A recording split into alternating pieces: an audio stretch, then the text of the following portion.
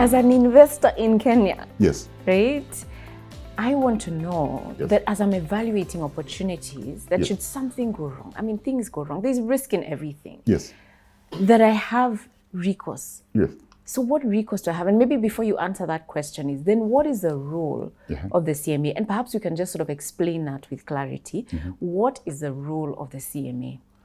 Okay, generally, then before I come to the concept, the role of CMA is basically promoting, facilitating, enabling capital formation, and allocation of that capital to productive enterprises so that we contribute to the economic transformation and development of this country. That is our role strategically. And we have a twin mandate in that. The first mandate is to develop the market. And that is the first statutory objective of the authority, to develop the market. How do you develop? You remove impediment and create incentives for this market to grow. Okay. However, as the market is growing, we also need to protect investors' interest in that, because the providers of capital, they need to give the capital to the people who needs for productive areas in the economy. You need to protect those. So we have 10 mandates: development and regulatory. Right. Okay, so this has to be balanced at any given time. We don't have to be over-regulating unless it has to be balanced. So that is the actual role of Capital Markets Authority. However, in facilitating that, there are different approaches. Do you facilitate capital formation and allocation under a disclosure-based approach or under merit-based approach? A disclosure-based approach, I have to explain that it is the one who needs capital. He needs to give disclosures about himself for the provider of capital to evaluate whether I need to invest or not. Okay. Under merit-based, the regulator needs to confirm, first of all, the information which whatever the offerer is giving is correct, and two, to advise the investor whether that investment is appropriate or suitable for investment. Those are two different approaches. The future is not merit-based, because merit-based, first, it's the disadvantage of it. You're causing moral hazard. Yeah. Everybody will say CMA has checked that, and then let me invest. You understand what's the impact of moral hazard? It can't work. No. Two, from an offerer point of view, we'll be creating impediment to the ease of raising capital. Imagine a bank comes to us. We need to confirm, first of all, everything is there. Whatever information they are giving us is true. We should not rely on central bank, or we should not rely on the directors. We should not rely on the advisors. It's like we are doing an investigation. We verify each and everything.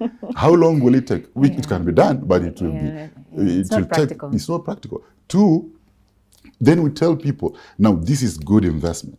Invest. As government agency, if we tell people that, what if something happened? It's like we're giving a guarantee. They will come to us because we told them that is a good investment. It's appropriate and suitable investment. We have not said that. What we do is this person comes, tells you about his investment opportunity, subject to meeting the disclosure requirement. The investor evaluates, and if it's the merits and the risk of that investment, and then makes the decision. And so, you are guided. You have investment advisor license to guide you if you're not sophisticated.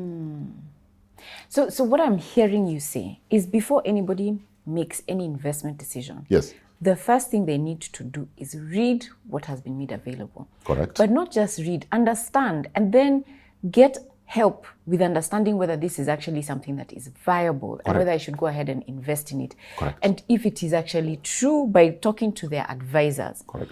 Once they've spoken to their advisors, they can then make an informed decision on whether or not to proceed to invest or not. But they have to be aware about the risks that they're taking. What I have found is a lot of investors come, and because they have heard that an opportunity is good, you're earning 20% in this one, or I'm going to double your money in a year or two, then they invest based on return and not on the merits of this particular opportunity, having taken time to read those disclosures that you require and understand whether they make any sense.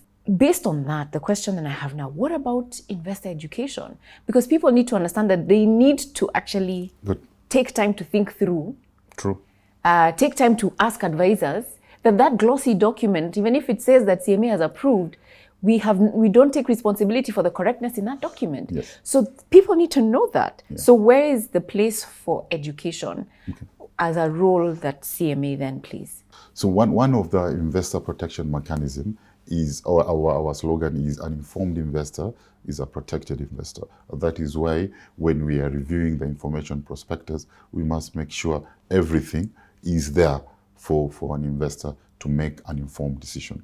So but as you have put it, that these people need to be aware that they have a role to, to evaluate the risk and merit of an investment, not just to focus on the yield. So as an authority, we have a robust investor and awareness and education program in place. We have contracted resource persons all over the country, at the county levels, at the university, so that they can keep the investor always informed in the social medias, in this radio station.